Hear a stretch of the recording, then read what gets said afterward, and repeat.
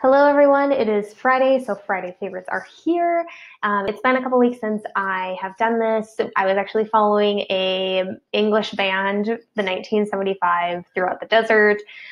We started in Phoenix and then followed them to Las Vegas and ended at Coachella in California. It was 9 days, very exhausting at the end of it, so I'm still trying to catch up on sleep and trying to stay healthy. So with that being said, I really don't have any announcements. I am noticing that my lighting is kind of terrible and it looks like I have a mustache. So that's what we're working with today. So let's just ignore that for a minute. But yeah, so if you aren't following me on my Instagram page at A Realtor's Eye, go follow me. I post pictures of staging, decor, awesome architecture, remodels, anything that I think looks amazing in houses when I walk through. I take photos and post them on my page. I also have a very whiny cat in the background. Sorry about that, guys. But yeah, so go give me a follow and let's get into our Friday favorites today. I only have 2 of them, so I'm going to head out of here. There were 704 listings that came on tonight. Actually, let's make sure that that's correct. Yep, 704 listings that came onto the market today in the Minnesota and Wisconsin areas. So yeah, I mean, you can see there's quite a lot, but like I've said in the past, I just kind of focus mainly on the Twin Cities area, so Minneapolis, St. Paul, because I am located in the Edina area, and that's mainly kind of the surrounding areas are where I focus. With that being said, though, it doesn't mean that I just stay in this area. I've actually helped clients all the way up in, where was our last one? Let's zoom in here. Yeah, I've gone up to Cambridge before. We go all the way over as far as like Buffalo. I've even been out to Cokato before. We do have, our team lead is licensed in Wisconsin. So wherever our buyers take us or sellers take us, we follow. So obviously within some limits, but yeah. Okay, so just went on a little tangent there. But anyway, so the first property I'm going to head to is Richfield.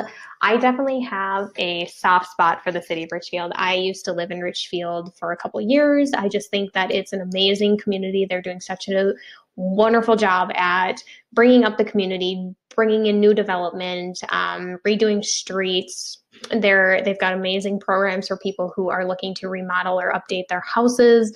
For as far as loans, they've got awesome lot programs for people who are wanting to do new construction. Their schools are trying to do everything they possibly can to become the best that they can possibly be. I think the city of Richfield is a phenomenal city, and this is my own personal biased opinion because I live there, but I just think it's just a great community. One of the cool things that Richfield has is this nature center here. So Wood Lake Nature Center, they've got trails throughout here, and it's just really cool. There's lots of wildlife and awesome walking trails. And they're doing a whole bunch again with the redevelopment up in this area. If you want more information on the city of Richfield, I have just too much knowledge sometimes. I go to their real estate forums every year for the past 5 years. So I know quite a bit about it. So yeah, feel free to reach out if you have any questions. So we're going to head to our first property. It is on technically the east side of Richfield. There is a designation between East Richfield and West Richfield. So obviously west of 35W, east of 35W. Richfield ends along the York Avenue, and then this is Edina here. So, and then Richfield runs along 62, 77, and 494. So it's just this tiny little pocket here. But we are going to head to this property on First Avenue in Richfield. We are the listing agent, the sellers are at $289,900. I thought that this was a pretty good deal for the city of Richfield right now, especially for the updates that have been done with this one. It is a 3-bedroom, 2-bath, 1-stall garage. And it has an amazing foundation size, so 1372. Only 722 of that is finished. So I do think that there is potential for some finishing to be done in the basement there. Let's see, this one has been listed by Karen with Edina Realty. And it is a 1946 home, so it'll have some of that, starting to get into that mid-century modern feel going on. And it looks like they did attach the one stall garage to the house, and we'll see more of that with the pictures. But this is something that's not necessarily standard with all of these homes in Richfield. If you're looking for one level living or a rambler or a story and a half, 1950s, the city of Richfield is your spot. They are known for this style of home. So heading into the property here, you can tell they have just this cute little cottage vibe going on. But then inside they have this really cool modern kind of mid-century vibe going with the furniture and some of the decor that they did. I think they did a really good job with updating this, especially with the colors, and the decor looks awesome in it as well. Great update with the kitchen.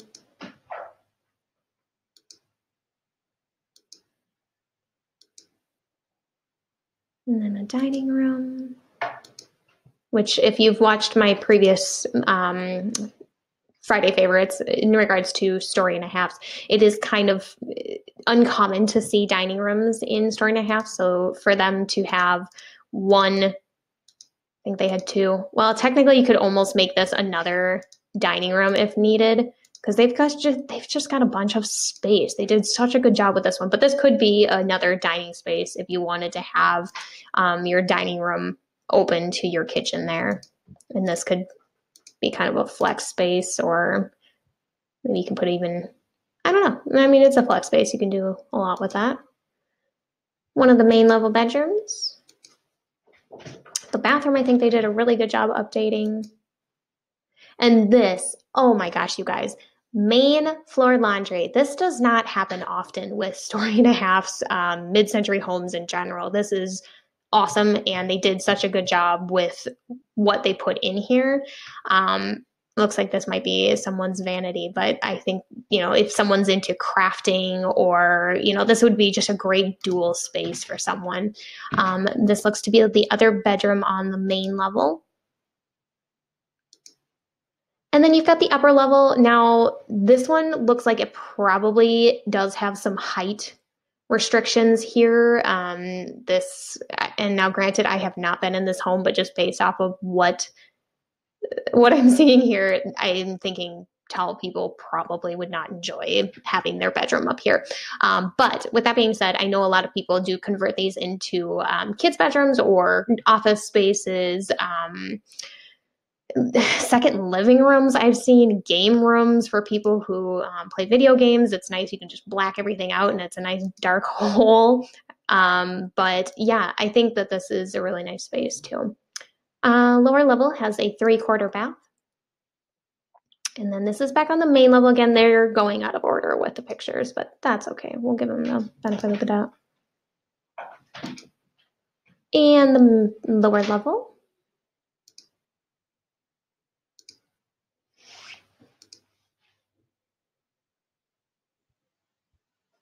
Oh, look at that. So this is in the lower level. Sellers have made the room soundproof. It could be a bedroom. So yeah, because they have that egress window there, it definitely could be a bedroom. So yeah, there's the backyard. It's a pretty standard Richfield backyard, but nice and private, open, flat. Yeah, it's a really great property. It's in regards to the price, honestly, $289,900 I think is a pretty good deal. I think in market different than ours, I think the seller would get $289,900, but with it being very strong seller's market, I honestly think this is going to go this weekend for probably $300,000. So don't quote me, but I think that's, $295 to $300. I think that this was a pretty darn good deal, especially for the updates that were done in the house and for the size of it. So with that being said, now we're going to head over to St. Louis Park. And for those of you who are not familiar with the cities, we got downtown Minneapolis here. So it's actually a very easy commute to downtown Minneapolis for people who work downtown. This is listed for $230. It's a 3-bedroom, 1-bath, 1-stall garage. It's got a little bit of a smaller foundation size. And Dennis with Edina Realty is listing that.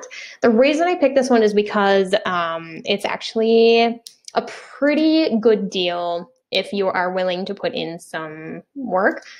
Now, granted, I don't think that anything major needs to be done with the property.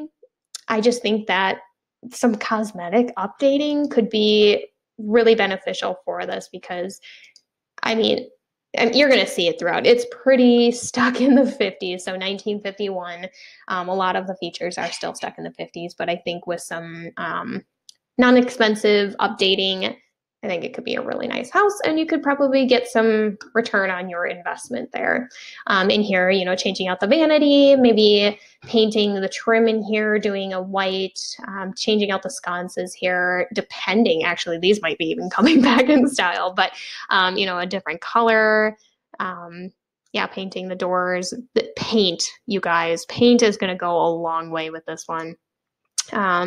Just the walls, painting them to be a neutral color will make that feel nice and bright and open. This one does have a dining space that's a little tiny, but it does have a space for a dining table here. And then the kitchen. Oh, we're not going to the kitchen. We're going upstairs. Okay, so upstairs, it does have some good height going on. And again, paint. Wood paneling looks really pretty. If done correctly, you could do a light gray or a white and then do like a flat ceiling. I would replace this and do sheetrock, but maybe new floors too. But I think paint could go a long way with this upper level here.